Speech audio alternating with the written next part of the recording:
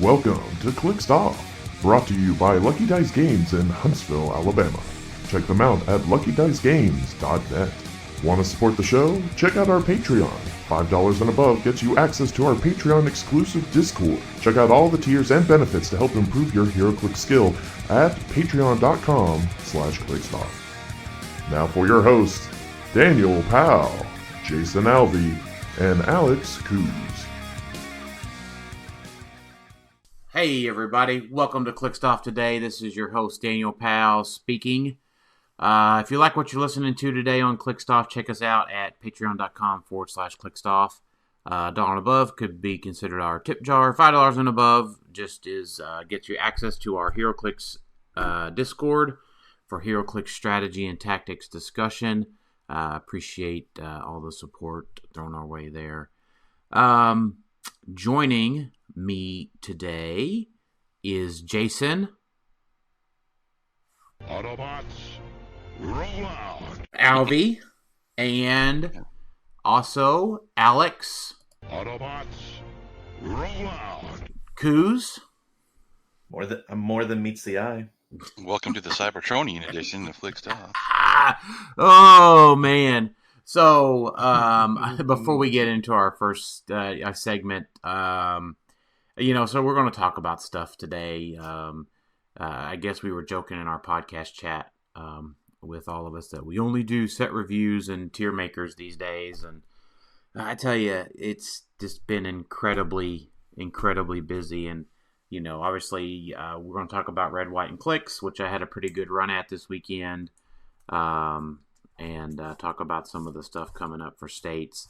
And then we've got episodes coming up later that we're getting close to end of the year stuff we typically do. So. Yeah, end of year is coming up. We're gonna make time for that. But for our first segment, I understand that we're gonna probably make light of some of this stuff.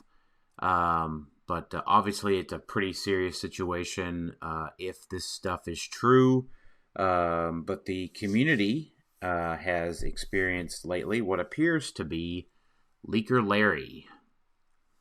And so previews? Question mark? I don't know. So far, Leaker Larry. So at Worlds, we got a tease. A little tease that said, what did it say? Autobots roll out, right? It said it had Optimus on there. Yeah. And Leaker Larry sent us some sort of multicolored spreadsheet that had a Optimus Prime dial sent to him by Joe Pangrazio. Yeah, somehow allegedly. Allegedly. And somehow he posted it from the past. I feel like because he posted it, but then it said he posted it back in September. Yeah, even though it was posted in November. So nobody even knew that this existed until Leaker Larry then posted a comment of another picture of a spreadsheet showing all of the legacy cards from the Batman set coming out next year. Allegedly. Yeah. Which you know what? This all could be just market manipulation. Yeah. So this is something I need to keep in mind next time. It's like, oh, I've got all these potential legacy cards. I need to create a fake account and just post a spreadsheet of, here's the legacy card, guys. Buy them up. Yeah, so somebody else posted that as a joke, and Star-Lord was going to be in the DC set.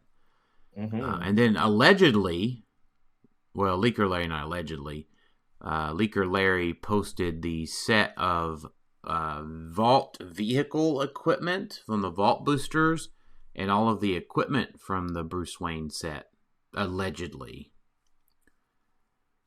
So, I guess time will tell whether Leaker Larry was right or wrong. He didn't say it was from the Batman set. He said it was from the Bitch Wayne set. That's right. Yeah, sorry. Definitely not from Let's be clear about what we're talking about. Yeah, that's true. I find the Gotham City stuff a little hard to believe. The set doesn't come out till July. So it's like, why is he spilling that and not any of like the Venom set for April? or the rest of the Strange Tales. I mean, yeah, like seems a little odd that it's like, hey, here's the Batman stuff, and he dropped it right around when the pictures went on the website for pre-orders, right? Like it was around a similar time. But keep in mind, the Batman set isn't coming out till July. Like, Yeah. we're 8 months away, Sure. Well, and it could be delayed as things I guess we'll see. Leaker Larry then posted that he's having health issues. So, but we haven't heard. Today is the 17th, and we haven't heard from Leaker Larry in 48 hours. So, yeah, because he did post before the hospital thing. He said, when is Clix Nexus going to post a solicit of the D&D set? And then he said, I won't live long enough to see it, but for those that want spoilers, PM me. And then he had message requests turn off. since you mentioned the Venom set, he did curiously post a profile picture of Venom Space Knight. That's true. ooh. Which anyone could guess that would probably Hint. be. Maybe that's a Yeah, hint as for a legacy card. Yeah. Mm-hmm. I don't know. We've had trolls before. Like the Heroclix community is no stranger to trolls, so it Yeah. wouldn't surprise me if. Well, this some has of been a this- fun one. This one's been has entertaining. been a fun one. Yeah. Yeah. Yep. So Now we just get Penny Kenya back, and I was trying to think. what of was his the name, site? so he What said, was the "Thank name of you." that site that they? yeah, what was the name of the website that he kept writing for? Clix. Oh, something. Oh man. They got us through some rough spots of the pandemic.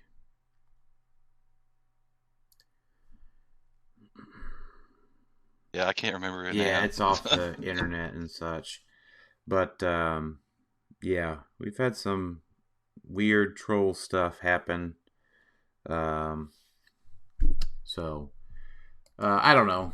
We'll see. I think everyone is. I don't know.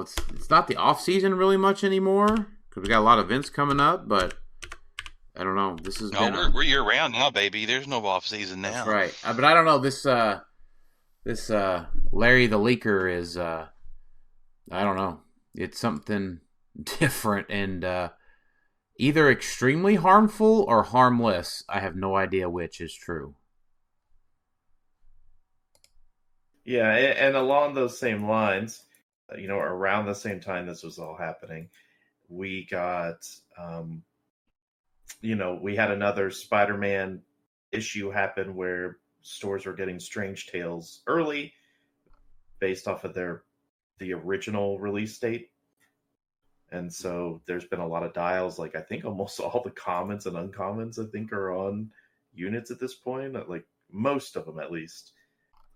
Because there's been like a brick and some change, maybe. Like it looks like there's already like We got 53 chases. units on there.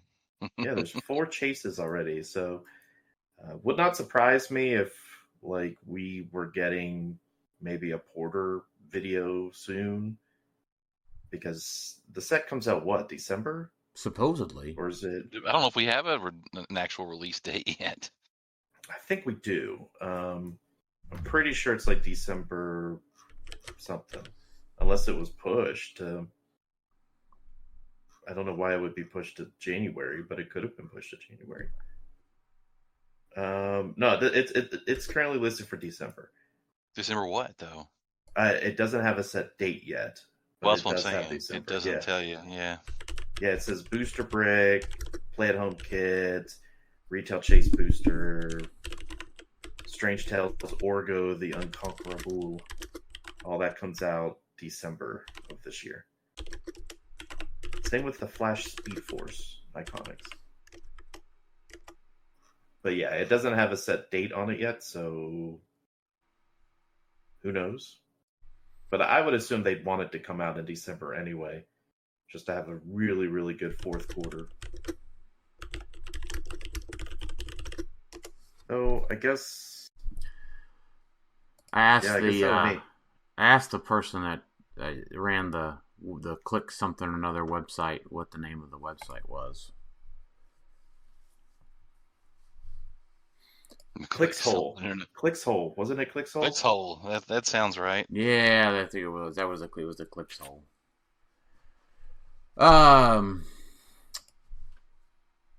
So it just popped in my head for some reason. Well, let's talk a little bit. So we talked a little bit about Strange Tales. So let's talk about what we've seen so far in Strange Tales. Obviously not a full set review, but we've gotten some really good previews. And man, I've said this multiple times. After how crappy X-Men 97 is, I am really looking forward to this set. It is shaping up to be beyond amazing. And that is a pun. I hope not. We have 50 figures from the set already previewed, or 50 items from it. Yeah, there's a bunch of bystanders that have been added. So yeah, like only a couple super rares, and like oddly, it looks like 4 chases somehow. Yeah, because there's been bricks unboxed online too, and chase boosters, on eBay. Mm-hmm. That's probably what it's from then. The chase boosters, that makes more sense. But we got a bunch of one-shot spells that are pretty neat. Yeah. Flames of the Vaultine. Images of Icon. Go. Winds of what? Yeah, definitely Snap players out here. Well, no, I tell you what. That came from Marvel vs. Capcom 3. So Doctor Strange was in there, and one of his moves was Flames of the Vaultine. Well, the that one would also in Snap. Well, I know, but I'm just saying that particular tone and inflection of me saying it was from Marvel vs. Capcom. Yeah, it's just a bummer that Winds of Watum doesn't knock you back and lower your attack. Right. Something. Yeah, that would have been better, but so we don't get to use our free actions anymore. And Beetlejuice, we already knew that. Yeah. So coming up real soon, we no longer get to use our special powers. Why does game design continue to do this stupid shit? For 85 points, plus 30 points for the one-shotters. And so he's talking about specifically a chase, Loki Sorcerer Supreme. Go ahead. Loki has Safeguard Mystics. When Loki Supreme KOs an opposing character, you may, after resolutions, you may turn up a face-down one-shot spell. He's got Mind Control Stealth. Mind Control is free, but only if Loki Sorcerer Supreme occupies hindering terrain. Blah, blah, blah. He's got a stop click on his 5th click, which you may think, well, Dan, you always say you never get to do that. Well, there's terrain manipulation in one-shots. I'll get there. Stop Super Senses. Once per game, when this click is revealed after resolutions, choose one. This game, other characters can't use team abilities or special powers. And there's another effect, but it's whatever. I guess my question with that, though, is like with Beetlejuice teams, you can really build around not taking free actions. It sucks, but you can build around it better. I really don't know how someone's gonna try it, like a Beetlejuice and this Loki, but in my head that sounds absolutely terrible. No, you don't try Beetlejuice with the Loki. I'm saying someone's going to try that. Yeah, right? I suppose that's points. I mean, people play bad stuff all the time, but Beetlejuice. I mean, keep in mind Beetlejuice would lose his prob and his shape change. But there is quite a few characters in Modern that just don't rely on special powers or team abilities. There's quite a few that still use some team abilities. Sure. And I never really look at team abilities. Like, the only team ability I really look at being pertinent anymore is Shield. Cosmic energy. I mean, yeah, for the willpower and stuff, but like nth metal exists, so I don't suddenly disregard cosmic energy because nth metal exists. Well, yeah. I mean, it's just nice to have. It's not a must. I mean, think of all the pieces we've looked at. I mean, the Magneto from last set, and we're like, oh, this guy sucks because he doesn't have cosmic energy and protected outwit. So, like, cosmic energy, in my opinion, by and large, is the most important team ability in the game. Like, there's so many bigger pieces. You're like, this is so bad because there's no cosmic energy, no outwit protection. But like the Loki, I mean, with the Scarlet Witch that you would use, to activate him, only has the one special power that's not extremely useful. Once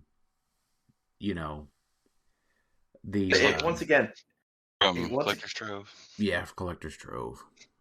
So I mean, you could definitely build around not playing special powers. Well, yeah, because you just rely on traits. Yeah, traits and generally pieces without like special abilities or special powers typically have better like stats and stuff. So that makes it way more appealing. Yep. The detriment for this guy is the fact that it says this game, and so like you're stuck with that. There's no way to remove that. Yeah. Unless it's like some really like, because remember when it says this game, that means the duration is until the end of the current game and is assumed to include the phrase even if lost. So unless you like even pulse waving, like if you somehow like got rid of stop click, like if you landed on that click and you removed stop somehow and then pulse waved, I guess that would still work, but yeah, the only way to get around it would be to nth metal Loki and deal him, say 3 damage, right? And then pulse wave him for 2, or pulse wave him because they would remove the reveal because you remove the stop. I mean, that's a pretty complicated setup. Yeah. You couldn't just turn off his cosmic energy and just outwit that power. No, because you have to turn off stop because stop has its own protected. Well, that's what I'm saying. It doesn't. Nth metal. Yeah, nth metal's the only thing. And then outwit it. Yeah, right? But you can't rely on free actions, remember, because they'll probably have Loki on the sideline or Beetlejuice on the sideline. They're not playing both. I'm playing Black Panther, so I don't care about Beetlejuice on the sideline. So yeah, I know, but that's still it's more of a setup that way. Yeah, I get it. And keep in mind, Black Panther is going to retire this upcoming season, and we'll have Loki after that as well. I'll say this: it's not Beetlejuice level of concern, but it's like a tier down, in my opinion. Like it's still, you got to build around it. But it's not, I have no free actions. No,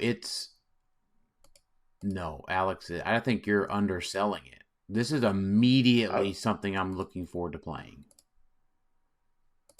Okay. But there's still a lot of, I mean, all it does for Prime Rogue is take away her damage power. Uh-huh. But she still has 2 good traits. Spirit of Vengeance, I guess it stops Spirit of Vengeance, right? Yep. Because it stops the stop clicks. Mm-hmm. So, like, you look at the team that won Red, White, and Clix from the weekend. Captain America now can't do Charge, Flurry, or his free attack. He has no stop a click. Spot loses 2 of his special abilities. No flurrying there. Reverse Flash is no longer a giant on that team. He no longer has Shape Change, Prob, or Hypersonic Flurry. The Spider-Man no longer has Exploit Weakness. The Sinestro no longer has its Stop Click or its Movement ability. So I guess, though, you could technically pulse wave him at any point afterwards, right? What does that mean? What do you mean? Well, because even like you don't have to pulse wave him right when he's on that stop click. Like, so say he gets to the stop click, he chooses the power, and then they move him beyond that to click 6. You have to KO it because he could just heal back up and it still activates. Right, but if he's off of it, if he's off the stop click, does he still have it? Because it's this game, right? No, I understand. So, like, right. But what I'm saying is, when he's on click 6 or 7 or 8, you could still pulse wave him, and that still kills the duration, even though the power's not showing. No, this game still exists, right? No, this game effects even go away if they're lost. You have to stop it from ever activating, which is nth metal, and then some sort of pulse wave knockback, or sorry, just a pulse wave when he's on click 4 to 5, because that'll prevent the once per game ability from activating. Is that? So let's just say you nth metal him, and then pulse wave him to 5, and then whatever la di da da da they do whatever, right? You don't KO him. Then let's say he heals back up and gets damaged back to it. It still activates because it never was activated before. Right, but what I'm saying is, let's say it's already been activated. Yes. So you weren't able to do your shindig, or they had an ultimate setup to do it turn 1 and click 5 or turn 2, whatever, right? So they're able to get to click 5, they activate the power. What are your options for ending that power? None. That's the point. I think does that not still have its duration?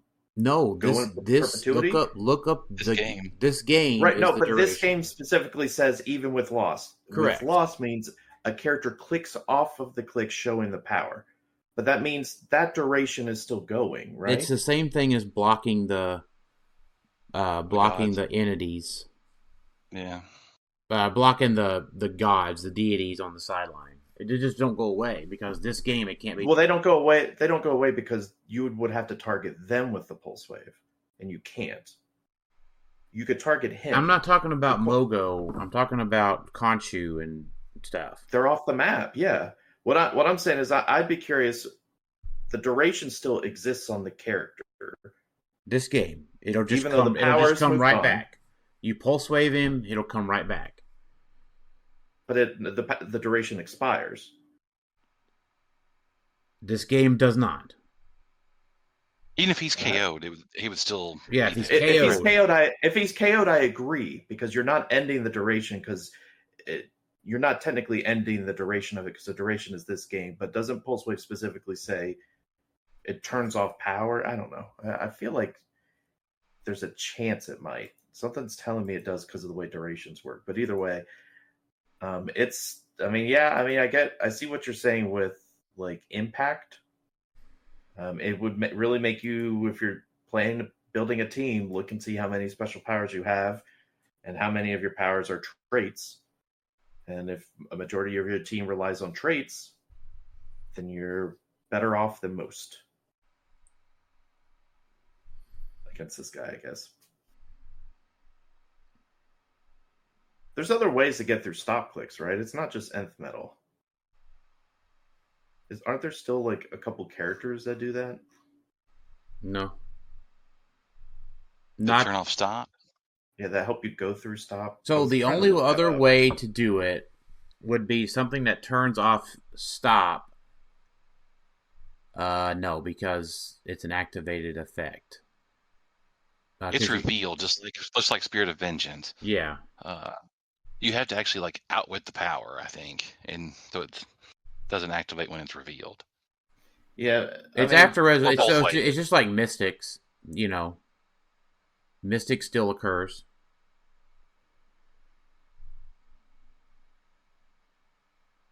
Like if you nth metal him, then outwit that power, and then knock him past it, then that should be fine. Yeah, one of the things that turns off protecting Green Man. Green Man doesn't get rid of it either.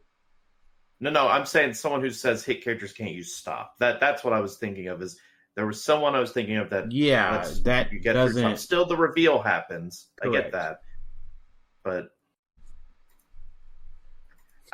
Honestly, this feels like one of those characters that if it like I could see WizKids errataing it if it just gets a little too crazy.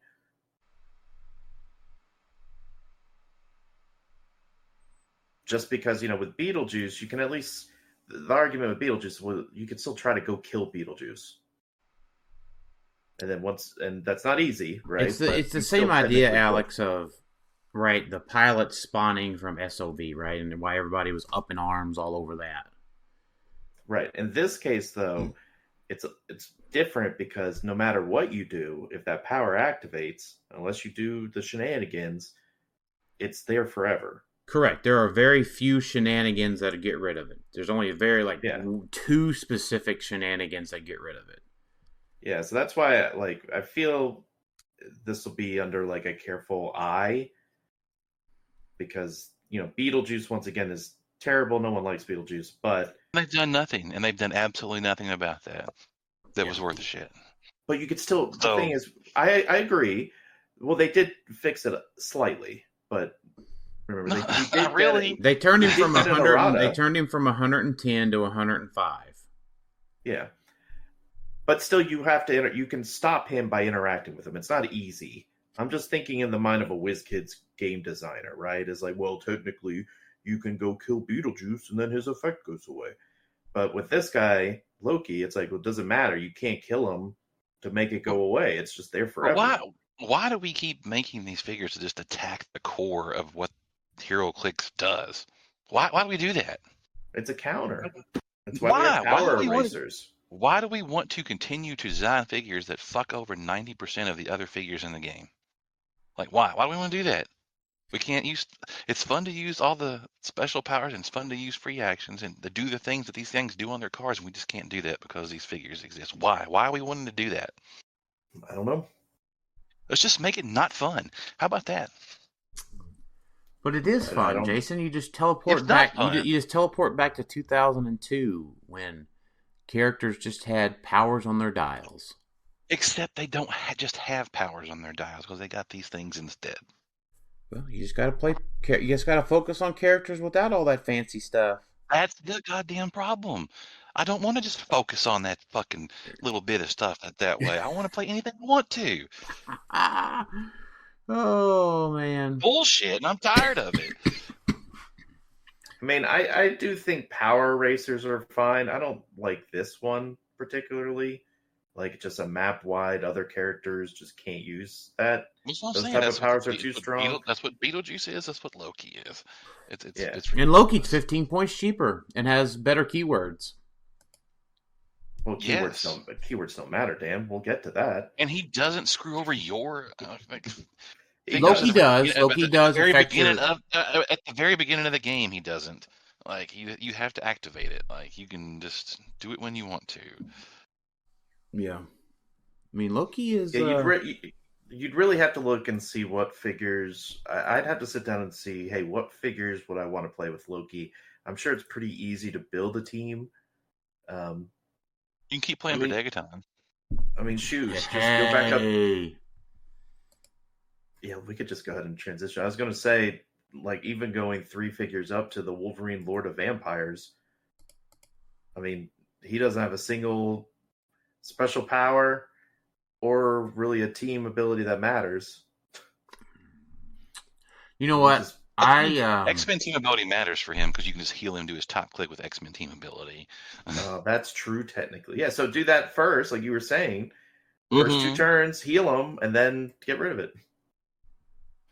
Yeah. You know what? I see vampire dials. I always get excited when I see vampire dials like this, and it makes me upset. Because I'm ooh, 90 points for a 1325.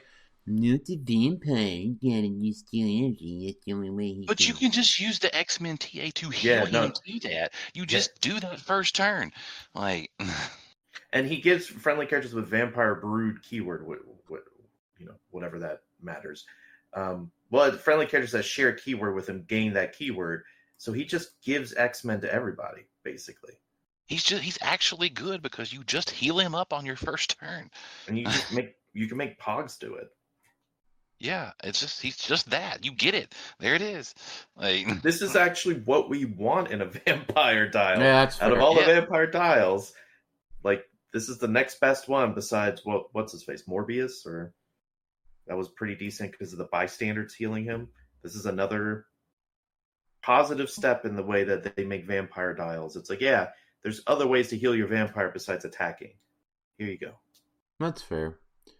Yeah, so I like this guy. He's on my. Wait, did we get another innovative. Doom Supreme? Mm-hmm. Huh. Is this a different Doom Supreme? It looks like the same dial. This is the Sorcerer Supreme version from the recent comic. But that's what we got in Collector's Trove, right? No. No, you're thinking of Avenger 60? Oh, One. yeah, my bad. Yeah, he was called Doom Supreme there, but this is where Doctor Doom took over the Sorcerer Supreme from Doctor Strange in the recent comic book. Oh, okay. Yeah, the So one Doom is just Supreme the 60. Yeah. one is just the Supreme Doom, and the other one is the Sorcerer Supreme Doom, which also happens to be different than Doctor Doom, the Sorcerer Supreme. I mean, we also have Symbiote Sorcerer Supreme, and then the other one was Loki Sorcerer Supreme. So everyone's Sorcerer Supreme today. Apparently, Yeah. I love comic books. The fact that we can have 3 different characters be Doom Supreme, and they are all actually different comic book characters. I love it. I'm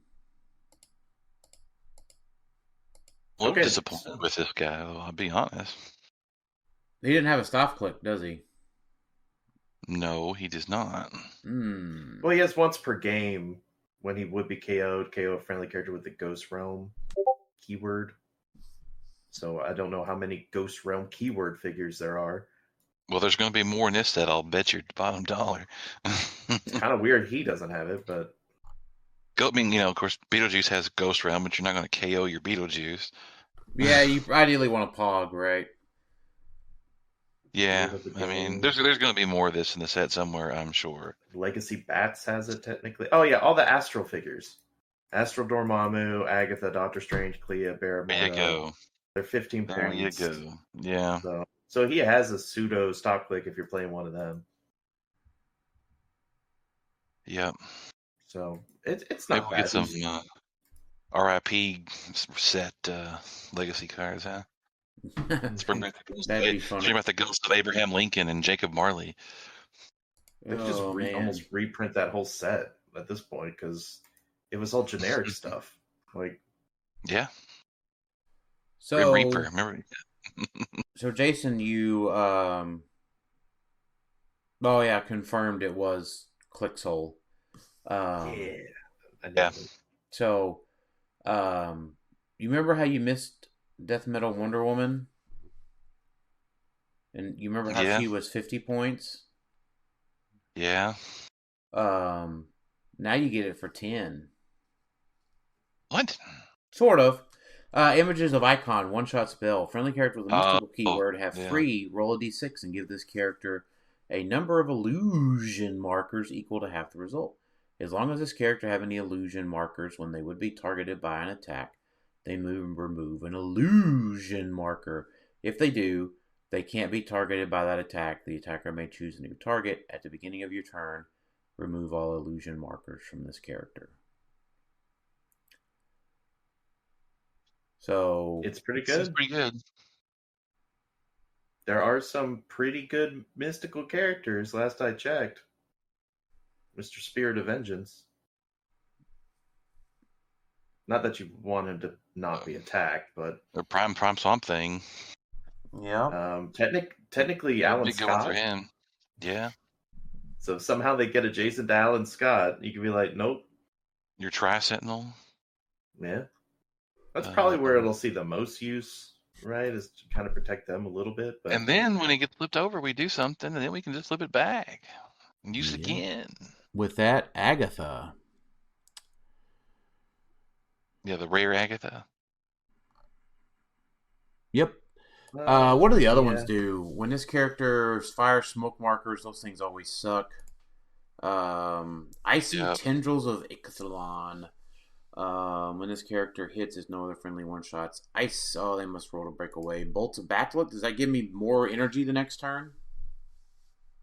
No, when a friendly character hits, if no other friendly one-shots were used this attack, after resolutions give each hit character an action token, so not that great. And the Winds of Watum. When a friendly character with a mystical keyword knocks back another, yeah, okay. Images of Icon and Agatha are definitely pretty busted. Mm-hmm. Well, should we read Agatha here, just in case anybody doesn't know? Yeah, hang on. I was reading real quick. When Thanos clears action tokens, you may turn a friendly face-down one-shot up. Cool. So that works with the Chase Thanos as well. Agatha rare. When a spell one-shot is turned face-down, after resolutions, you may heal Agatha 2 clicks. When another friendly character with a mystical keyword is KO'd after resolutions, you may turn a face-down spell one-shot face-up. Yeah, that's probably 75 points is a lot to make that. And you have to KO something to make that happen. Yeah. Mm-hmm. I guess it could be a Pog, but yeah. The only other person I want to bring up from this set that I think is going to be interesting is, so far that we've seen, is Prime Baron von Strucker. 35 points. Friendly characters with Hydra have Mystics and Minions of Doom. Other friendly characters have basically the expendable Goon trait. So just your whole team has it, besides him. And so if they die, you just generate a character with the expendable Goon trait on its 15-point starting line adjacent to the friendly character. And then he has other abilities that I guess we don't know about because they only showed the front of the card. But he's only 35 points. But this guy might be good for the expendable Goon thing, especially with Sentinels, which we'll talk about here shortly. Just kind of making your whole team... Just bleed points. Let's just bleed points. It depends on the thing you're bringing out. He's also only just 35 points. So, I mean, I kind of like it. I don't really like him. It depends on the other thing we're going to talk about with the Sentinel stuff. Just like giving your Sentinels the ability to make more little Sentinel guys that can mess your stuff up is pretty good. It has to be like a specific use. Yeah, it's not just... Yeah. It's not he's good all around. Mm-hmm. It's just something interesting to make anyone basically make expendable goons. Yep. But I like it. It's unique enough. Yeah. We don't know what his stop and damage powers do yet, specifically. Yeah. Yeah. Lots of cool stuff. I mean, this is exciting. I mean, I looked at some of the commons and uncommons. Attack values are back up. Damage values are a little bit higher. Certainly, there will be more than one piece from this set in S tier. I'm pretty excited. Got a paranormal investigator. Hey. That's funny to me. Mm-hmm. And a cat familiar. I love it. Just weird that it's coming out, not during Halloween like Wheels of Vengeance did. Yeah, they totally should have swapped the dates on these sets. Yeah. I'm sure there's somebody kicking themselves over that, or, there's some corporate reason why it couldn't have happened. So. Yeah, I think they try with the best. It's the same thing that used to happen with, the movie Gravity feeds that we would get like months after the movie had been released. And we're like, oh, we just got the Black Widow thing. Well, that was 2020, but we got this movie set for Guardians, and it was like came out last year. Why are we getting a Gravity feed for it? I can just pack a 15-point kitty around with me everywhere, so it can prod me. I love that. Yeah. The other thing that's been shown and people have already started playing it is the Sentinel OP kit. Yeah, let's talk about transition over to that. We do. I think we covered everything on Strange Tales until we get the full set. Hold on, let me get there. Marvel with Kids 2025. So it's a three month event, and I think really the only thing that's given out as prizing is the bigger, like winning prizing is the Sentinels, right? Like, don't you get the one shots? Like, Those are like participation, I think. They are, yeah. Same with the terrain, maybe. Yeah, I believe so. And probably the Prime Sentinel, maybe. I don't have the thing in front of me that they showed the rules. You can run it as a 3-month event. It's up to the discretion of the store. You can run it otherwise. Yeah. Run it however you want, really. There's no set rules for that. But you get the Prime Sentinel, and then you get the 3 one-shots are the terrain, and then the 3 one-shots are participation stuff. Then Anti-Sentinel, and then the Head, and then Sentinel Beast are like the grand prize stuff. Oh, okay. And then Bastion is the month 2 grand prize.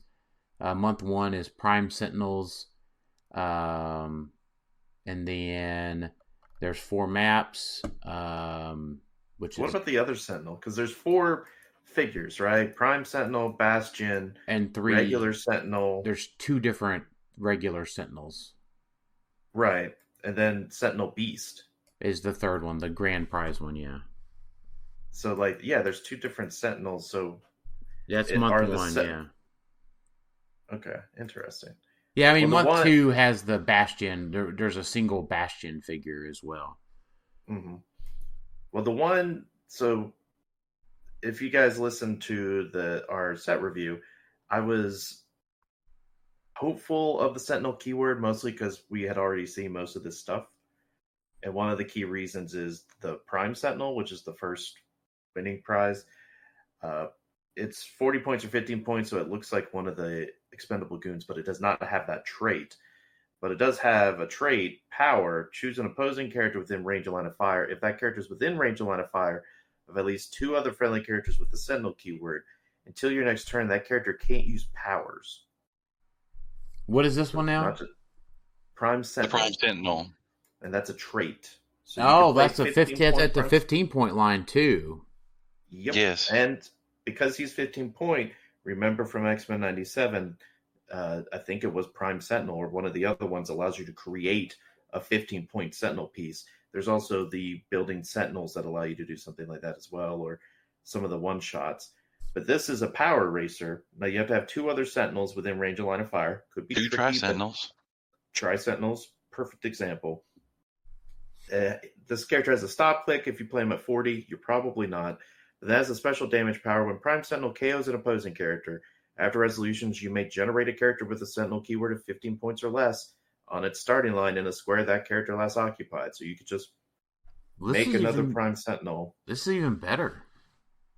Yeah, this guy, I think, is what enables Sentinels to be a little bit better. I mean, you don't have to make it a theme team because no one is anymore anyway.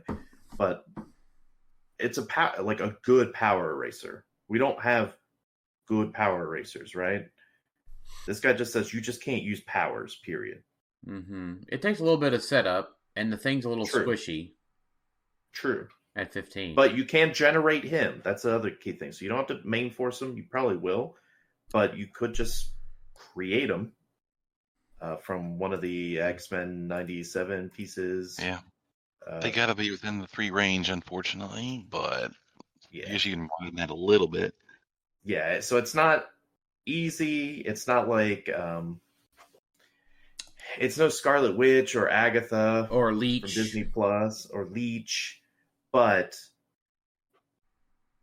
it's just another power racer you got to keep in mind on a Sentinel keyword that has gotten a lot stronger from X-Men 97 and now this. Mm-hmm. And because of Tri-Sentinels. Tri-Sentinels is probably the main reason. Because I'm looking at my Colosseum, and I was going to play 2 Tri-Sentinels anyway to fill up the Colosseum. I might reach for this Prime Sentinel guy to just throw there in the middle. And you come up to the Colosseum. All right. This guy, I just sidestep up, erase your powers if you get close enough to the Colosseum, which you have to. So, I like this guy. I kind of like him more than some of the other pieces. Like, I definitely like him more than Bastion. Bastion's okay. He's 100 points or 50 points. He's only got a 10 attack at 50, but he's got his damage power when he attacks, modifies attack and damage +1. If a targeted character has a special power displayed or a trait on their card, so that's probably 95% of teams you're going against. Modify his attack an additional +1 if they have both. So he could be a 12 for 4, but I mean, you could play him for the when Bastion is his trait willpower. When Bastion is targeted by an opposing effect other than an attack, roll a d6, 5 or 6. That effect has no effect. And after resolutions, heal Bastion 1 click. So that's kind of neat. But I don't know if he does enough. He's not good at 100. That's too many points for what he has there. Yeah, I just see like 50 points with a 10 attack and invuln, like and no stop click. And no stop click, like to be honest, and no rollouts, right? Like no senses, no shape change, no. It's just an 18 defense. Yeah. I just see it as you blow on it, he's gone. You're not wrong. Poof. Like, and that's with multiple things, right? That's just not, what I've been playing or whatever. It's just, there are so many things that just breathe, 4 damage on something and it goes away. Yeah. A penetrating 4 damage. Yep. The big boys are the big sentinels. Anything there interesting that you've seen, Alex? So the first one, the 003A, 40 points for 5 clicks, but very low attack power, like 9 attack. They get a bonus for if you're going against X-Men, but the X-Men set wasn't good enough to worry about going against X-Men all the time. So probably not. This one does create, like at 40 points, it does have it doesn't have stop clicks, but you do generate Sentinel effect terrain twice for free. So that's sort of neat. The 003B, the Mojoverse one, is just kind of neat. The Tri-Sentinel just does things better than this, unfortunately. Because it has a trait, when a friendly character is KO'd after resolutions, give Sentinel a Motendo token if they don't already have one. When Sentinel attacks and misses all targets, you may remove a Motendo token. If you do, deal 1 penetrating damage to each missed character. That's neat, but, someone has to die first, so probably not that great. Beast is a little bit more interesting. The Sentinel Beast, this is like the grand prize, I believe. As a trade, Passenger 3, friendly characters within 3 squares in line of fire can use Mastermind, but only to choose Sentinel. At 80 points, it has 8 clicks with a stop click. Stop click is energy shield deflection and vuln. Once per game, when this click is revealed, after resolutions, you may generate a standard character with the X-Men keyword of any point value on their last non-KO click. This game, that character can't be healed or replaced and is removed from the game when they would take damage without being scored. So, wait, you get them to the stop click. Yeah, it's kind of like you just create a guy, and if they take damage, they go away. So it's like a pilot, but it's even better. Yeah, essentially. So but it has to be on the highest click. point X-Men character. I mean, probably. I don't know. Yeah, 250 point Magneto just comes out and then activates his stop last click. non-KO click. Yeah, basically. Yeah, it's 250 point Magneto. And they're not scored. Huh? And they're not scored when they're just removed from the game. Right. Yeah, that Magneto's, because then that Magneto stop click is stop, energy shield, deflection, invincible when this click is revealed after resolutions. Give an opposing character an action token, then deal that character 1 penetrating damage for each action token on them. So, This beast, So this beast sentinel. Hey, crapping out more figures is pretty dang good these days. It also on that same click has a special damage power, and it has it on its 275, but you're never playing at 275. Shape change. When Sentinel uses it and succeeds, the attacker can't target friendly characters with the X-Men keyword this turn. Protected Pulse Wave. So, it's not bad for 80 points. Not bad at all if you're worried about, like, it's only got sidestep and 4 range. You can still give it Animal Man, right? So, I mean... Wait, so you're saying that if I played it at 275, it has 3 stop clicks and I generate 3 Chase Magnetos? Once per game when this click is revealed? Yeah, just that click. Mm-hmm. Yeah, technically, yeah. But remember, it's removed when they would take damage, anytime they take damage. Just like a pilot, yeah, I get it. Yeah. So yeah, technically, yes. It's a poor man's Spirit of Vengeance. Well, it's not poor man's. It's, this beast is going for a gajillion bucks right now, so. Well, I mean, it's the Temu Spirit of Vengeance. Right. The X-Men version. Mega blocks instead of Legos. Hey, now, they all fit together. But it's pretty good. The reason, like, looking at the OP kit, we're going to get to the good parts. Like, Prime Sentinel to me is the one you want out of this because you want to have a power eraser if it exists. But the one-shots aren't bad either. So you have Halt Mutant, 5 points. At the beginning of your turn, you may choose a friendly character. If you do, until your next turn. Opposing characters that can use special powers can't be moved or placed into any squares within 4 squares of the chosen character. It's not bad. Mm-hmm. There's probably some very use cases for that. Building Sentinels, 25 points. At the beginning of your turn, you may generate a character with the Sentinel keyword on its starting line adjacent to any friendly character. The generated character can have a point value greater than 25 points per character in your KO area. At the end of your turn, remove it from the game without scoring it. Mm-hmm. So it's better late game, I guess. Yeah. Because you could bring in Sentinel Beast if you've got 4 figures in your KO area, right? Technically. Yeah. But you pay 25 points for it to do something once. Yeah, so but if 25 points to generate, if you generate Sentinel Beast comes in on its last click and then can generate another Chase Magneto. Mm-mm. It's just generated on its starting line. Oh, it's starting line? Yeah. Never mind. Yeah. It's a very use case. Motendo, 10 points. When a friendly character would be KO'd, if you have more characters in your KO area than your opponent, you may instead turn that character to their last non-KO click and heal them 2 clicks. Hey, another don't die team up. Yay. Yay. But that's a big deal, I mean, because the Pogs do go to your KO zone, so like constructs matter, that sort of thing. So you can artificially inflate your KO zone with non-pointed figures. And you obviously wouldn't use it unless the situation was activated, right? Correct. Because it's a one-shot. You choose when you want to do it. Yep. So, but that's One another shot. one to put in the 4 to 5 resolve of the green field. Yeah. One shot, one opportunity. Give it the all last you one got. shot.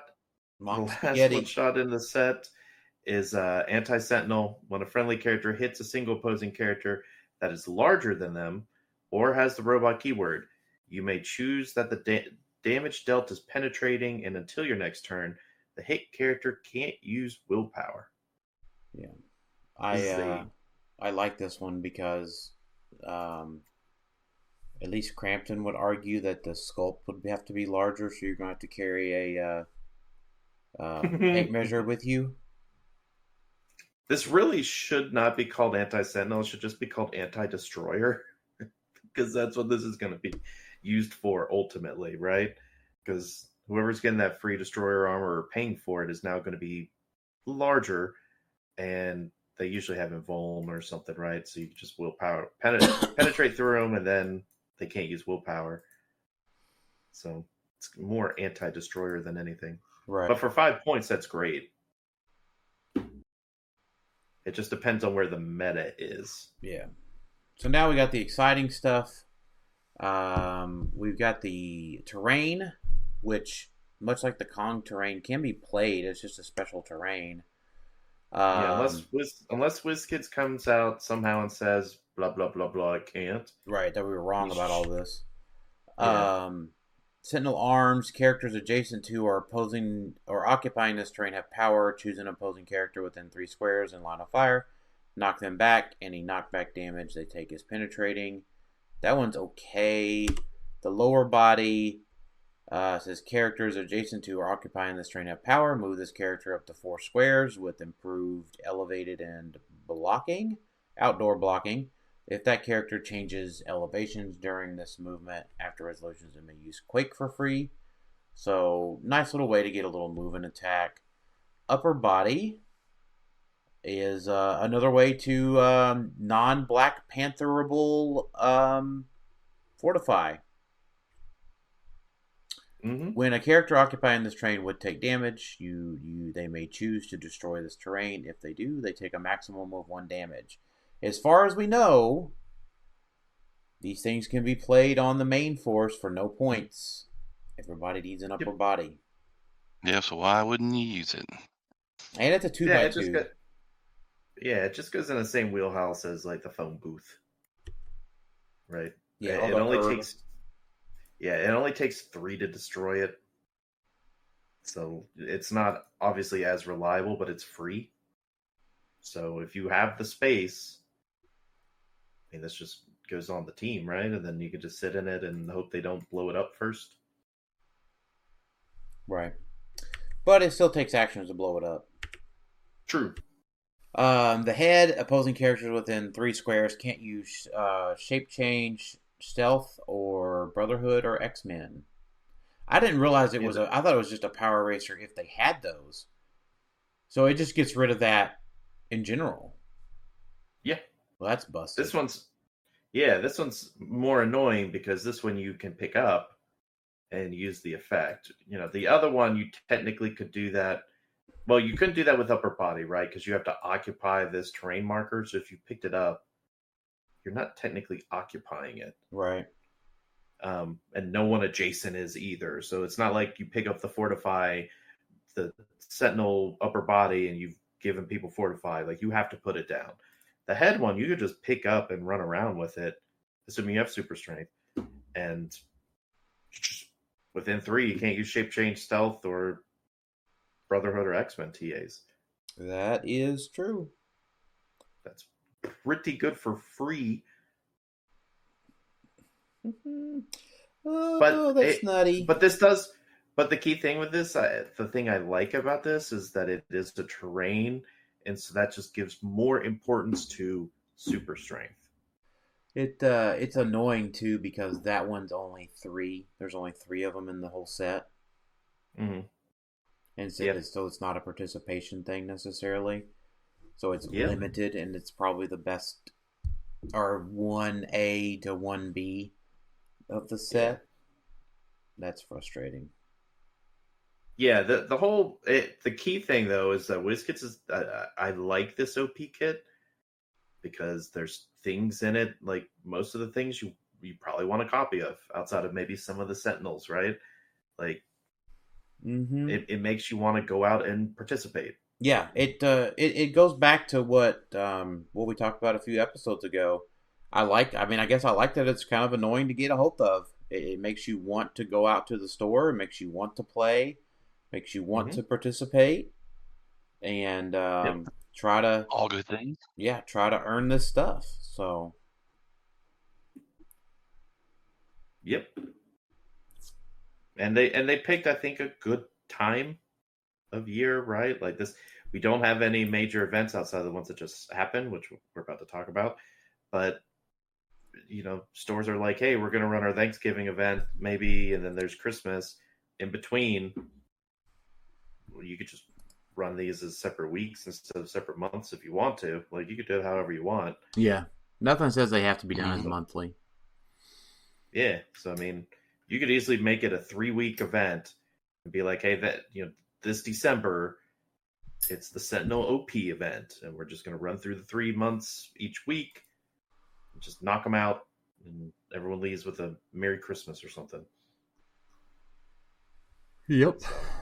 All right, let's talk about the events from this past weekend.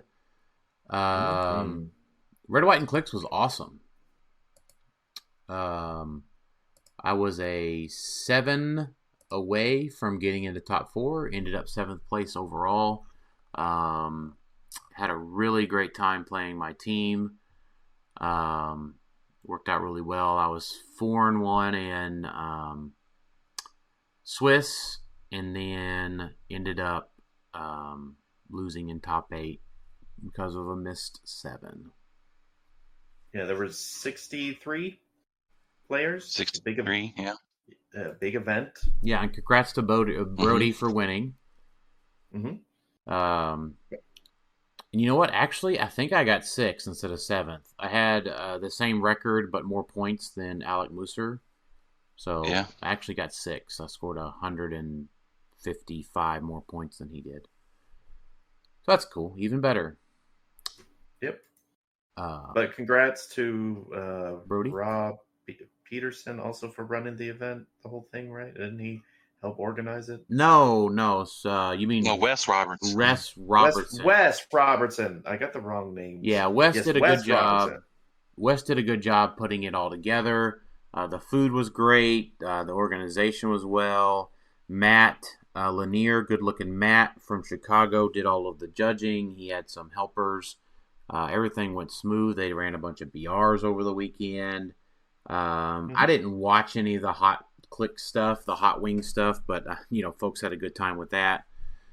Sam, Jeremy, and I we did not play teams on Sunday. We were just too tired and wanted to do some other stuff. But it filled a good gap. It was at a good time for most people because there's not a lot of events happening outside of the Champion Click stuff that happened that weekend, but there weren't really any around that area happening. So as normal, per Degaton, number 1 main force character for this event. Copycat, Phoenix, Legacy Panther, and Rogue round out the top 5. So Rogue already making a huge impact on the metagame. 11 teams out of 63. Yep. The bigger things to note I want to bring up is how, what was it? Top 16 had 1 theme team, I believe, out of all 16. Everything is non-theme. So it continues the downward spiral. Like if you go back to Worlds, kind of similar numbers. I think it was like 20% or something was themed. It's kind of still going down because there's just not enough of an incentive. The game is not as reliant on you going first because there's not as much hyper aggro. There's still a decent amount of hyper aggro, but with all these pieces that are harder to kill and Beetlejuice and all this stuff, it's not easy to just be like, hey, I come over and I wipe out your team turn 1. Like, that just doesn't happen nearly as often. So going first isn't as necessary, which is a good thing, right? Because that was the worst thing when you had to go first. Yeah. To be successful. Yeah. The downside is there's very little incentive to have theme, which we know WizKids is supposedly working on. That's what they told us at Worlds. They're looking into how to make it better. I'm afraid it's just going to be they continue what they've been doing and just working around making each individual keyword better, right? Like, X-Men, there's a theme team you want to build because it's just too good to be non-theme. Theme team should just be able to use free actions no matter what. I actually don't hate that, but I don't know. There's that would make them probably play it. well, the problem I'm thinking is like I could see WizKids focusing on theme teams, but then only really focusing on like the named theme teams, and then like Mystical or something, right? And not like the theme teams we all want to play, of like Past or Ruler or something. So I think they probably could do something to just. I don't think theme team probs need to come back, but there could be some sort of benefit for a theme team. Mm-hmm. Just to incentivize, because that's what you said, Daniel, the top piece being played was per Degaton, 34 teams. So over half of the teams was playing per Degaton. Because if you're sitting here saying, I've got a theme team, but I can't play per Degaton, he does so much for 20 points. It's not that big of a detriment to just drop theme and play him. Right. Yeah, same with. I mean, I'm honestly, to be honest, I'm a little tired of having to play per degs. I did have a first happen with per degs. Oh, what was that? He dealt 2 penetrating damage in 1 turn. Oh, that's pretty good.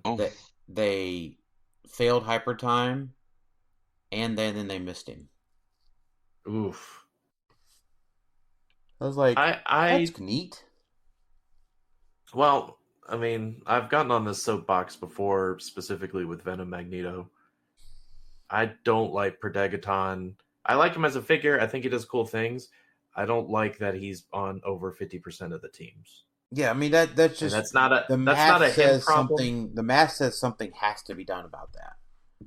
Yeah, and that's not necessarily a Perdegaton problem. It is maybe because he's just so good, but it's, in my opinion, it's more of there's so little incentive to go themed, and he's a stupid cheap figure that does TK leadership and prob. Why would you? And that's not it. So like, why wouldn't you play him? Like, so maybe he's more of a symptom of theme teams not being good. Potentially. I mean, he's vastly undercosted, but yeah, I mean, they're not going to do anything to him, even though he's been banned in Pulp forever at this point. They're not going to like ban him early or anything like that. I don't see how they could change him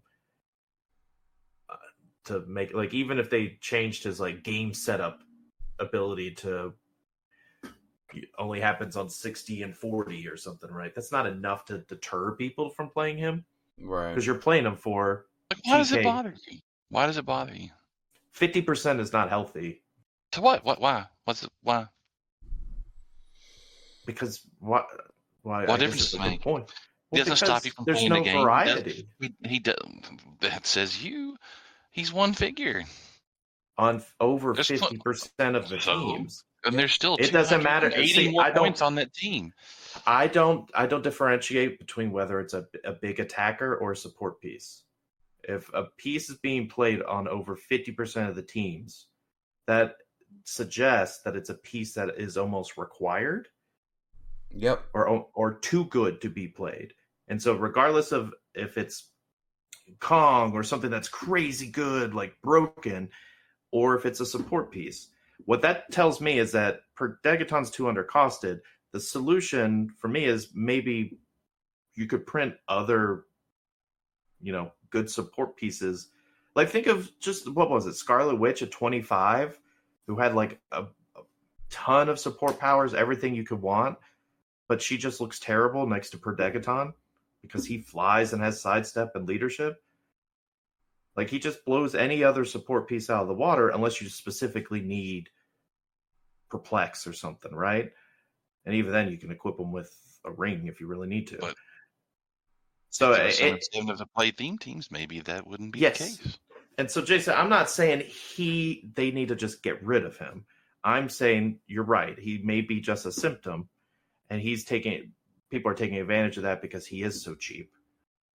Because you could play him and Copycat and have all the powers you could need.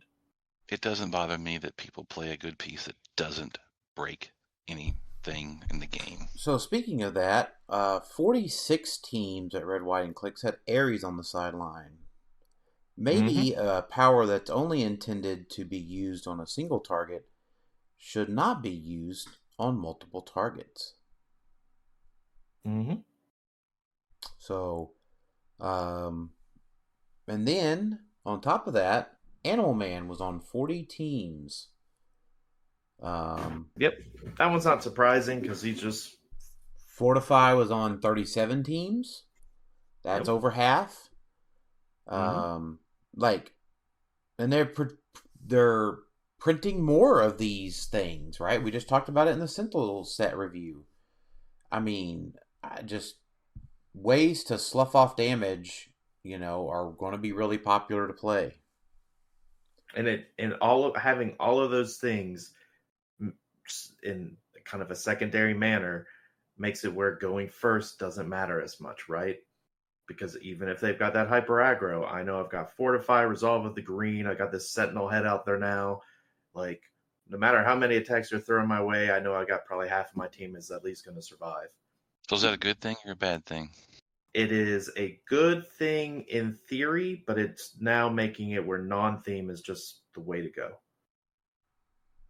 Because theme doesn't have, like right now, the only reason you play theme is because you want to go first, a better chance to go first. And that was necessary when teams needed to go first to succeed, right? But we didn't like that. That's fine. We don't want that to be the case, right? Yeah. Theme needs a better bonus. Just period. Yep. Like I don't know what. It could be a temporary stat bump. We had a pretty good we had a pretty good incentive for theme. The probs? Nope. It was called Scott Porter. Oh. Well, we don't need But we didn't like him Porter either because too many people played him, so we whined about it. Now he's gone. Well, let's be real, though. Scott Porter inflated the combat values of the game way too much. Where it's like, oh, I've got a 15 attack or something nutty because this 25-point piece is giving me a +2. Well, now you got 22 defenses you can't hit, so. Fair. You tell me what's better. Yeah, at this point, though, I think I would like to hear, WizKids came out at World saying, we've got plans for theme, right? We're going to incentivize it.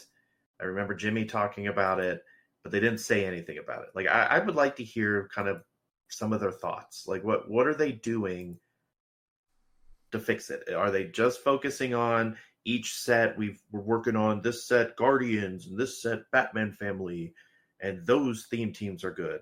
Or are they looking at the rules at large and saying, okay, theme is underrepresented. What's the point of having a theme team at this point? How can we improve that? If it's not like a game-wide thing, I don't think it's going to be successful. Yeah, so either they bring theme props back, which I don't know if that's really the right way to go. They do some sort of stat bump, temporary or something, like you get +1 defense for 2 turns. I don't know. Like you could come up with different ways. They made a conscious decision to gut theme teams years ago. Mm-hmm. And now everybody's upset that we're not playing theme teams. It's kind of goes hand in hand with it's because winning map was so important. And then on top of that, you got the theme probs. But now that they've got the meta in a state where it doesn't matter if you go first. Also because map choice is better. You have 1 of 4 sides, like all of that, and smaller maps. Like it's kind of a culmination of, now going first isn't as important. That's good, right? Because you don't want it to be based on a die roll. And I roll a 2, you roll a 3. Uh-oh, I'm screwed.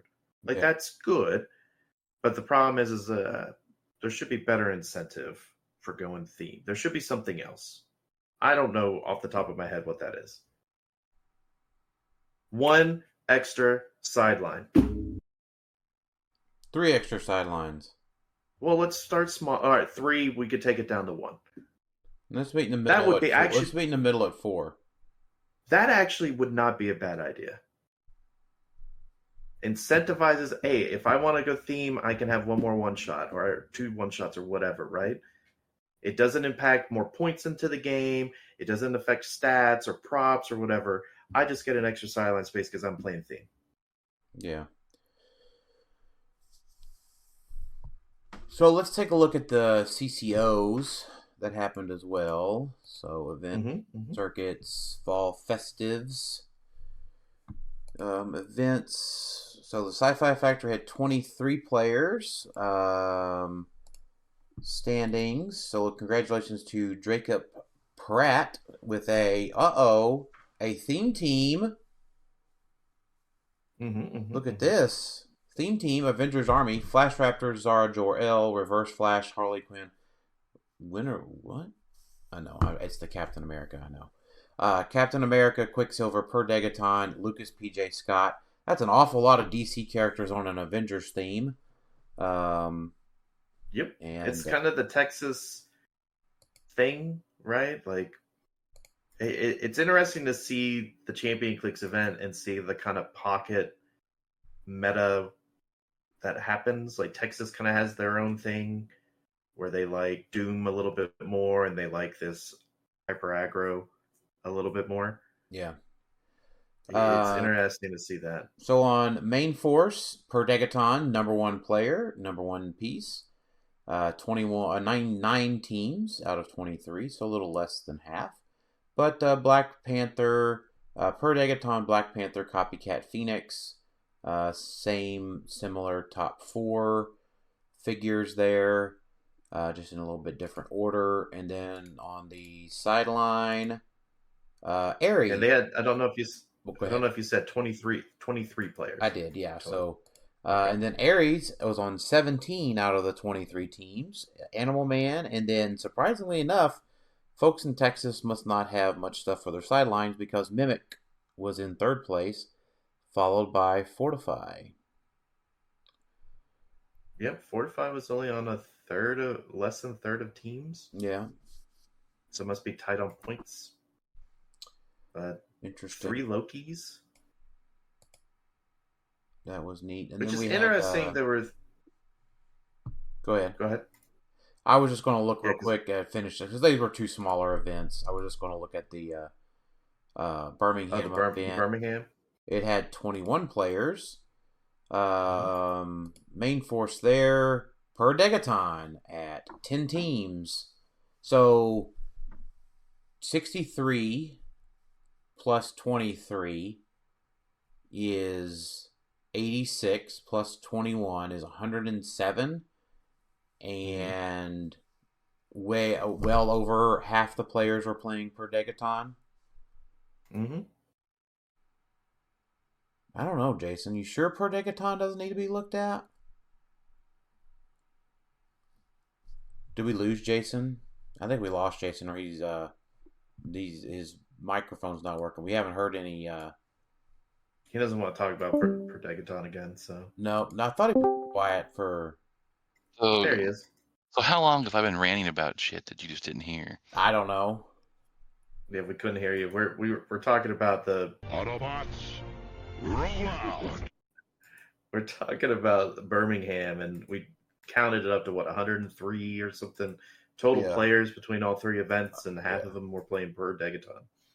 I just figures that don't stop me from doing things that are just support figures. I just doesn't bother me. He does technically somewhat stop you. Yeah, he messes with your placement. Yeah. I really don't care about that anymore. I've got to the point where I figured out how to deal with it. So, well, you figured out how to deal with it, but that doesn't mean it's not inhibiting. You can figure out how to deal with it. It doesn't stop me from taking free actions all game. Doesn't stop me from taking free actions all game or using my special powers. So you're saying if they did something with Beetlejuice and Per Degaton, you'd be okay with that? Yeah, if they're not going to touch Beetlejuice, they don't need to touch Per Degaton. Yeah, Beetlejuice needs to go.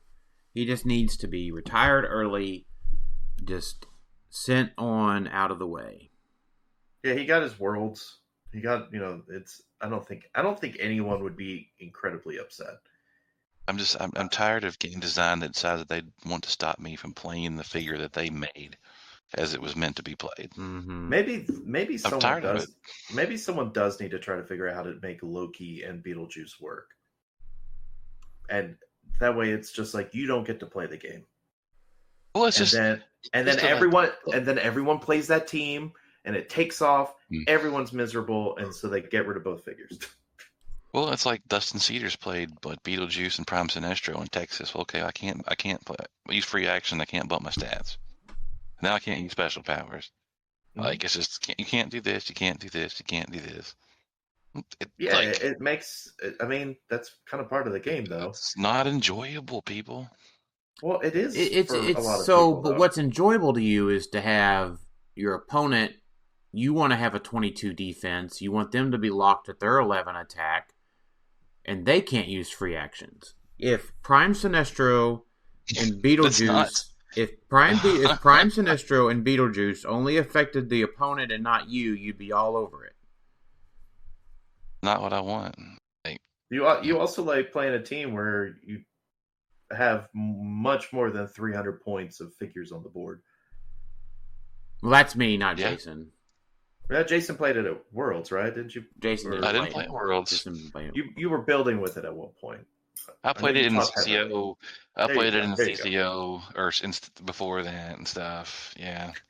The only other thing I want to note at Birmingham is there were 3 Phoenix Force Thor teams. Don't forget that dude exists. Yeah, and I wanted to just shout out that team. I think it is pretty darn good. It was the one that got 7th was okay, but it sounds like the one that got 15th was a newer player, Caden Franklin, and so it was Phoenix Thor with Gaia.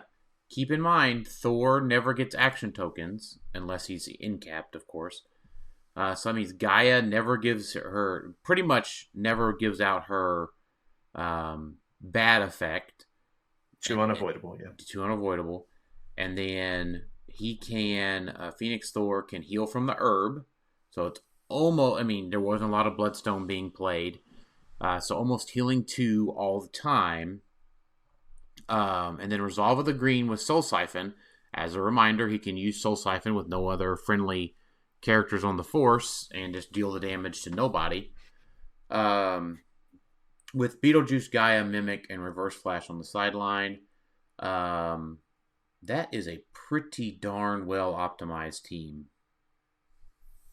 Yeah, definitely don't forget this guy exists. He's one of the better OMAs right now. Mm-hmm. When we saw him as one of the... He can't take free actions to do any cool shit. Beetlejuice is around. That's true. Right, but he's also just not dying. And he's not taking tokens. So, he's still... If he gets up there in the middle, he's still just punching people. I think he's cool. I'd like to play him. I'd love to play him, but, Just play him. Yeah. He's not winning, obviously, so... Well, I think that's just because, one of the more seasoned players hasn't taken a look at him to play him. Okay, well, then you play him and win with him, then. Sure, I might. Before Prime Sentinel comes out. He is Loki proof, funny enough. He is. He could be outwitted because he won't have cosmic energy at that point, but he doesn't have special powers, so he doesn't rely on special powers, I should say. So my main force Beetlejuice got KO'd twice. So Beetlejuice can just be KO'd with normal attacks. Mm-hmm. Just KO it. So now it's okay again. Okay. It's not, but if they're not going to do, that's what you're just making it out to be right there. If there's nothing they're going to do about it, then you just have to accept it. Well, I get it. I don't have to like it though. And just make sure if you see a Loki on the field, just try to go kill that Loki real quick. Because then they're going to have to... You got to kill him in a certain way in order for it to not matter. Just got to hit him once, right? I know he has rollouts and stuff, right? But he only takes 1 damage is how people are mostly playing him, right? Who's you're talking about the Collector's Trove Loki. Okay. Yes, no, sorry. I was talking about the one with Beetlejuice that people were We got multiple Lokis going around here. Yeah. I'm talking about that one. Yeah, the problem... So... That Loki never got KO'd in any of my games. He has, my way I played that Loki was he has shape change super senses, and then he'll always have a +1 defense. So he's just a 19 for a 30-point piece. And then if they, do the wrong combo, right, or if the right combo for you as a Loki player pops up, he'll have a +3 defense. So he's a 21 defense as a 30-point piece. Yeah. Mm-hmm. I think it's also just people aren't playing the sword, Godkiller sword. I played against the Godkiller sword several times. I guess it's just you would think it would be an. Well, let's look. Are they? Are they or are they not? Oh yeah, and by the way, for those who haven't seen it yet, if you click on any of these events, you can go to the meta, and it'll show you the teams now. So if you see Ares, you can click on Ares, Animal Man, and it'll show you the teams. And you can click on the teams. This is one of the things I requested, and Clay was super nice to implement because it makes reviewing events a million times better. So you could click on the 17 Ares teams, and you could see how they placed on the left, and then see who played it and see their team. It's perfect. There were 2 Godkiller swords in top 8 at Red, White, and Clix. Like you can just you can just see that. Mm-hmm. Like, yeah, it was on 13 teams, 7th most played equipment. It's not free on a bunch of stuff, which is probably part of its problem. Yeah, and it only gets through obviously super senses, but that might change obviously when we get the Sentinel thing that gets through shape change, right? It's just if you can equip someone with super strength and they have this, they're just getting through your rollouts. Like there were only 2 teams at the Texas event, and first place was one of them. 7th place was the other one. So it's good. Clearly, it's good. Mm-hmm. Probably it's the most definitely played. good. Yeah, it's probably being played on Zala more than anything. Yeah, just to complete her, no shape change mastermind combo. Yeah. And it's free on her. So, and it's free on her. Yeah. So it just fits perfectly. Yep. But just don't forget it exists in general. All right, let's take a look at some questions. I'm starting to yawn, so we need to wrap towards some questions here. Old man Daniel kicking in there. Gosh, I tell you, if y'all ever want to know what it's like to run a $1 billion program for a company, just let me know, because it's tiring is what it is.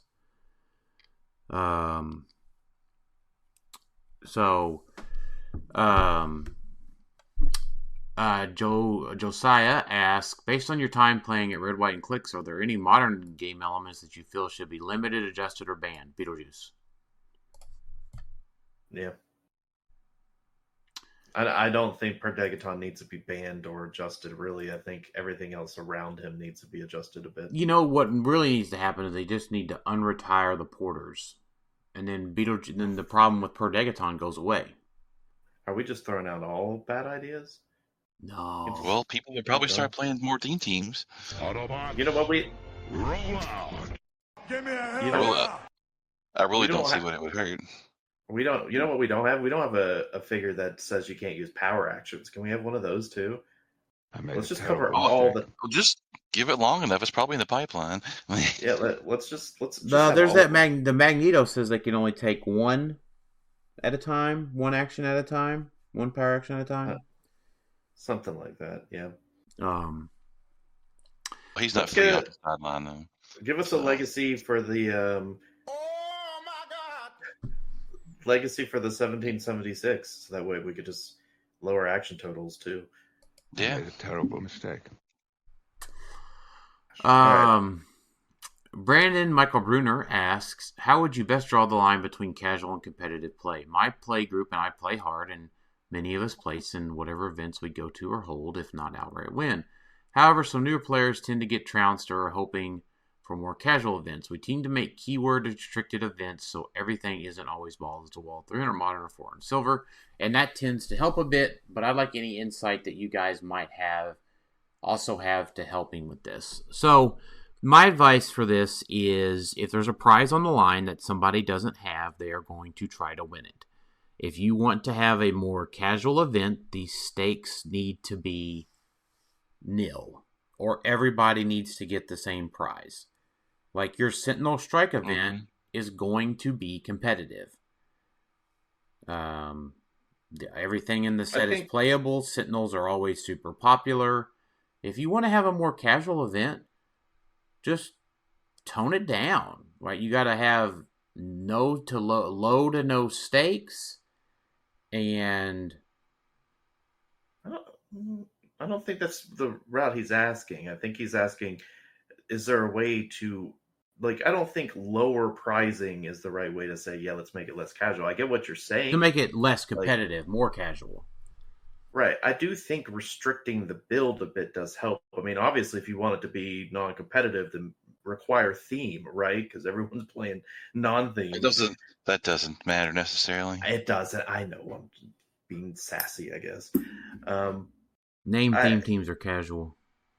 Yeah, you could. If you want them to be.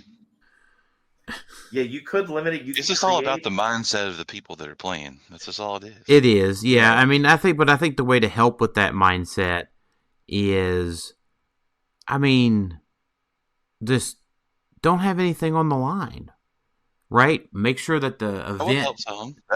That would help some. But just make sure that the event. There are some people that would do it anyway. Well, then in that case, right, just talk to them, right? Then they need a talking to. Be like, hey, this is a casual event. This is not a try-hard event. Just bring some stuff. And then also, on the flip side of that, if you have said casual event, tell the casual player that they're not allowed to brag about winning. What? Okay. Because here's what I get, right? Like, if I get told that it's a casual event, and then blah, blah, blah, just go have fun, as other people define it, and then someone says, well, I beat Dan in 389-point Red Hats only event, ha, ha, ha. Well, okay. No, you didn't. I just didn't Dan, try. let him have it. I didn't try so we could have fun. We know that you're stomping them most of the time anyway. Here's the war stories. I mean, let them have their Red Hat win. I'm making up a story as an example, but it's like, if you don't care about, if you want it to be casual, just don't care about winning. There's no winners or losers in your casual events. I think, Brandon, in my opinion, you're going the right route of, like, if it's casual and you want your competitive players to still show up, because that's the other problem, Daniel, right? If you lower pricing, you might lose half of your player base if they're all competitive and they're like, well, I'm not coming to a casual event. I've got the answer. I was glad you brought that up. I have an answer for that one. What's your answer? Make sure that your events happen on Thursday and that you know where the closest Buffalo Wild Wings is at, so that everybody can go buy one, get one free wings afterwards. So if they just sit around and talk Clix for a couple hours, then everybody will want to go get wings, regardless of the event type. I think, Brandon, what we do locally here, we do the restricted events. Aaron Morgan does a good job with that. Like, we have a Thanksgiving event, Halloween themed event based off of, like, mystical keywords and monster. So we have those casual events that still have good pricing, right? That's where you play for some of those OP events, OP kits, not the Sentinel one, but the monthly ones, or like the High Rollers, X-Men, that type of thing, right? Or some leftover pricing from release day kits. So you can have some good pricing for casuals. You can still have that by doing keyword restrict, and then have your normal 300 modern at least once a month, or however frequent your store is. What I also recommend that we kind of do locally is, if it is a casual event, it's definitely kind of the Wild Wild West, where most of us bring multiple teams, and it's are we going to try hard or are we going to be casual? And we kind of show up and we kind of look at each other like, okay, are we going to play nice this event? Like, are there more casual people here, or is it just us competitive people? Okay, we're playing the harder team now. Everyone's bringing the bigger guns. There is no perfect answer to the question you're asking. People are too varied, and you can't. It's like trying to herd cats. You just can't control it all, and you never will. Yep, it's just see what other stores do. That's It's what we gonna do. Trial and error till you figure out a good balance. Yeah, because just don't lose sight that those casual players are important. They are. And the casual They player are. is important. Everybody that shows up is important. The whole Yep. group is important. Yep. But it's hard to balance everyone's wants. I totally agree. The casual player, this is not me pooping on the casual player at all, just to be clear. But folks Unless have they start gloating that they beat you. And then at that point. Look, I've watched Daniel mercilessly slaughter small children on the map, okay? He takes no prisoners for anything. It don't matter what it is. There was a prize on the line, Jason. It doesn't matter, Daniel. If there's no prize, he's at Buffalo Wild Wings. So. It wasn't any kind of prize that would have mattered. I don't know. Does it though? It doesn't. It doesn't. It probably does. It doesn't. Because I know it wasn't anything special in the particular time I'm What time were you about. thinking? When David brought his daughter and you just like... Oh, Dave wanted the kids to learn. Yeah, but not that fashion. Tough love or something. Yeah, Dave wanted the kids to learn that time. I don't think it was boot camp, though. Oh yeah, no, that was fun. The kid had fun. She was excited. I don't think Allie would agree with you, but Allie probably doesn't even remember that now. I was like, she might not. She probably blocked it out of her memory because it was so traumatic. Traumatic. 20 years from now, she's going to sit down at her therapist's office. Look, you know what? I think we talked about it on the show at this time. That at that point in time, it was, what did you learn, Allie? And it was, don't leave your Teekls out. Yeah, he killed her poor kitty, like with his pulse wave, like. Yeah. And you wouldn't? I didn't. You gotta learn. You don't leave your Teekls out. The Teekls will get tickled when they get out. Yeah, no, Obvious answer here. You can play it a little differently, but it's whatever. Look, it's all about restraint. Look, at that point, I will say at that point, I was not a dad at that point in time. So, you know. True, it does. Kids do change you, so. Look, Yeah, that was quite a few years ago. And look, these days when I play Theo, I ask him, I'm like, Theo, are you going to be upset if I beat you, buddy? And some days the answer is yes. Some days the answer is no.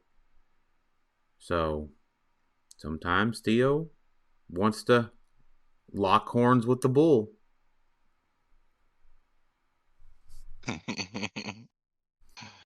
Yeah, I'm sure that would be interesting to watch. One day. Look, my hope is that we can only get as close as Howard and Easton did at Worlds when Howard won. We know when it was super close for, Howard to meet Easton in the finals. Like, Easton was just one game away. And yep. So my hope is that I can be there one day with Theo. You want it to turn into that scenario and then turn into an Ed and Isaac scenario. Where it's just like he's winning everything. You're still very, very competitive and you're winning things too. But it's like, I helped raise him. He has succeeded me. He is now. Well, I'm thinking more of just along the lines of the best feeling as a dad would be able to meet your son in the final of the World Championship and just give it to him. I mean, let's be real. Would you give it to him at that point? Absolutely. Do you mean give it to him as in a good fight and bring him? Nope. Bring him down? If Theo and I made it to the top table, the end of Worlds championship game, I have no problem saying that I would lay down my sword and get to go home an hour earlier. I think that's doing him a disservice, to be quite honest. I think so too. Do you think he That would was be slapping the like? face everybody else you played that day. Yeah, I don't think you would. I think maybe at the end of it, right, you would play the game and then like concede or something. I don't think you would just be like, I'm not playing the game, because then he couldn't say I beat Dad to win Worlds. Like that would almost be a bigger feat as a son, right? Like to be like, not only did I win Worlds, I beat Dad in the finals. Not Dad decided not to fight me and I won. You toppled the regime. Yes. Hopefully we'll see that and we'll see how it plays out. I don't know. I think I already have my mind made up. Or it'll be the biggest farce of a game in World's Finals history, I guess. Until he starts saying that won't top that time that Felix Faust was there. That was pretty much a farce because they didn't get to play. So that's true.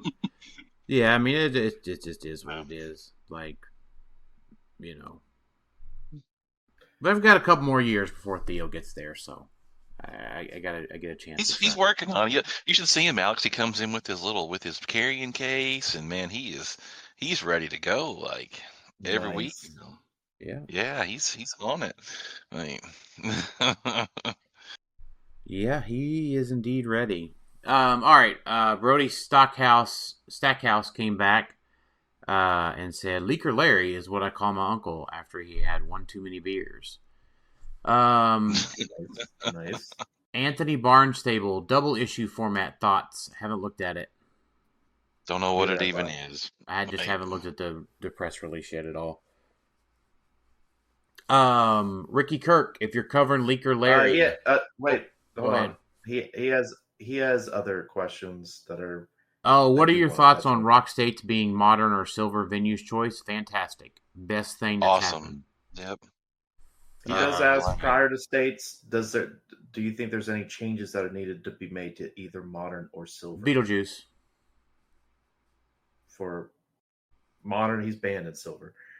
Beetlejuice. Yeah, silver. Don't care about silver had the good conscience to ban him. Mm-hmm.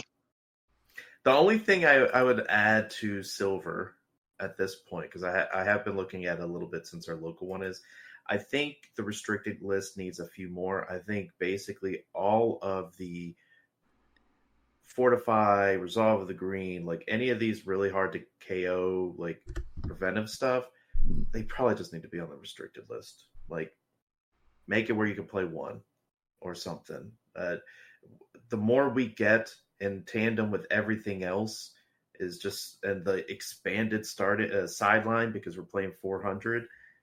It's just a nightmare knowing that I'm going to have to go through Fortify, Resolve of the Green, Sentinel Head, or Sentinel Body, whatever. Any other Silver Rage related hard to kill thing like Death Metal Wonder Woman or something. No, she's temporarily banned, but those type of pieces, Black Panther, Assissa, all of those things. It's like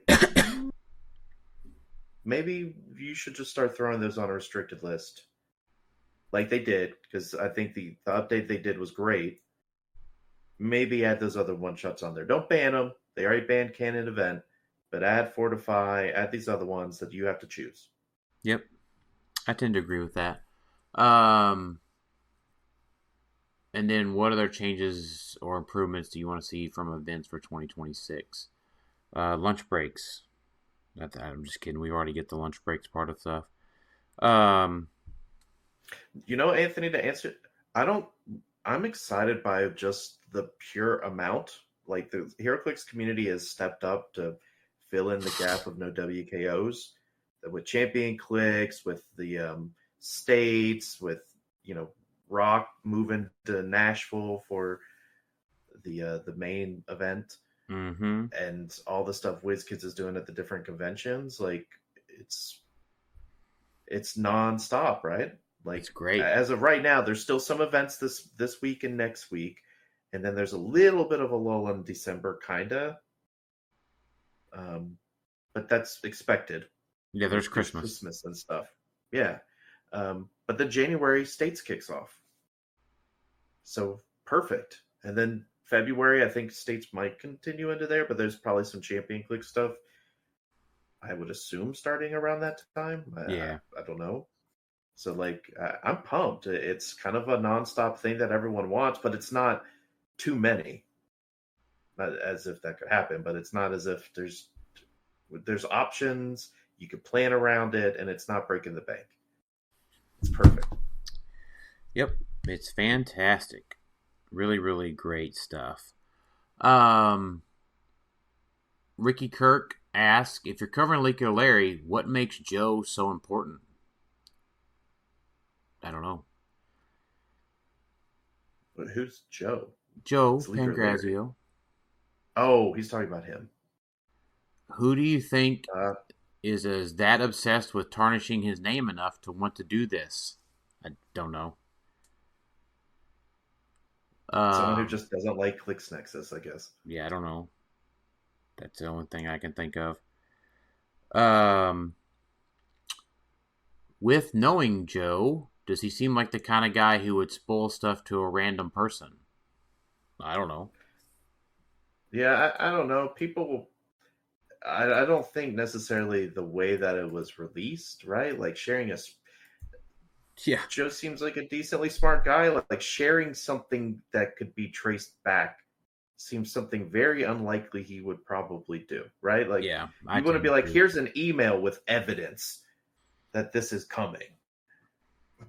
Like, people talk, right? If you talk, that's words and it's all hearsay, right? But why would he send something, here's a spreadsheet with Optimus Prime? Like, yeah. That could be traced back. That seems silly, and I don't think Joe's the type of someone to do something silly like that. Yeah, I don't see Joe as a silly goose. No. Joe does not seem to me as a silly goose sort of fella. To at least make that kind of mistake. Yeah. So yeah, I don't know. It probably seems like it's just a targeted attack on somebody trolling Joe. Yeah, probably. Then our last two was two Sora AI videos from Jeremy Stallings.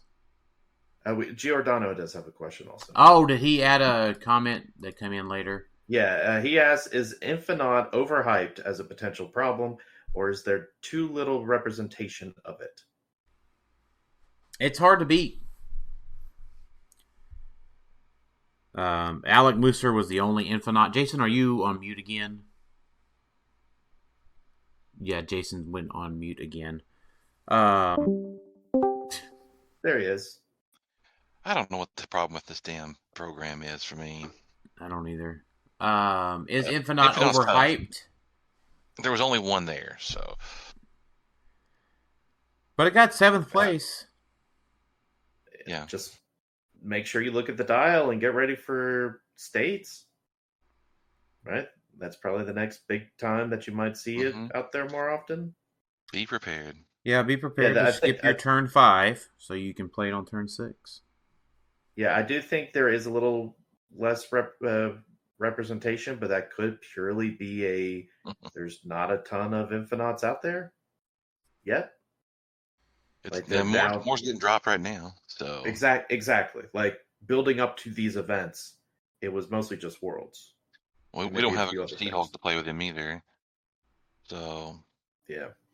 So I would expect to see more of them. Yeah, his other question is MF Juice basically the gatekeeper? Yes. Yeah. Basically. Pretty much. Unfortunately. But it's not as if Heroclix hasn't had those before. This one's just particularly bad, but we had King Killmonger for a while, and he was a gatekeeper.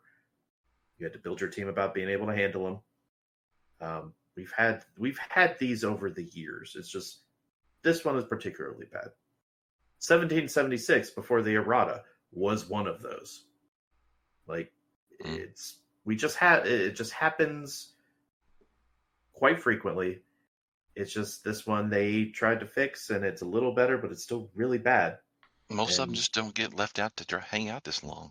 yeah, exactly. They get eroded better, or they see it as a necessary evil, and it's like, no, this can just not exist.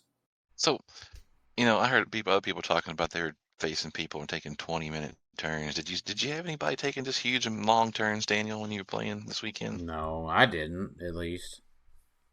I haven't played anybody that's taken a 20-minute turn. They're probably exaggerating, but they probably are taking like 10 minutes. Or Maybe. more. I mean, that might be. It's hard to gauge exactly 10 minutes. And it's also bad if it's like repeated, right? If it's a one time, get your that. big turn. But no, there are people that play slower.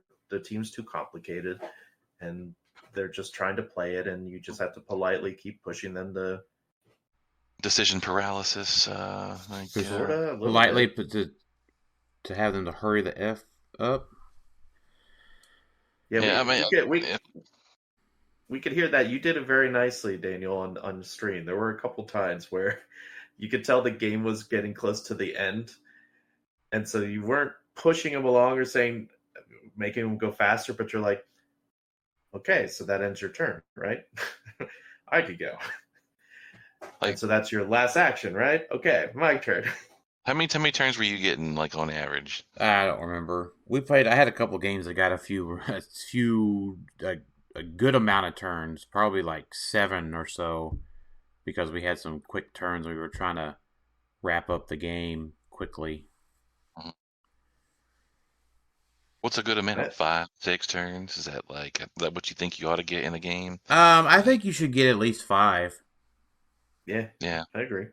I feel like I get that pretty much all the time. I don't know. Maybe I'm just not playing enough, or playing. I don't know.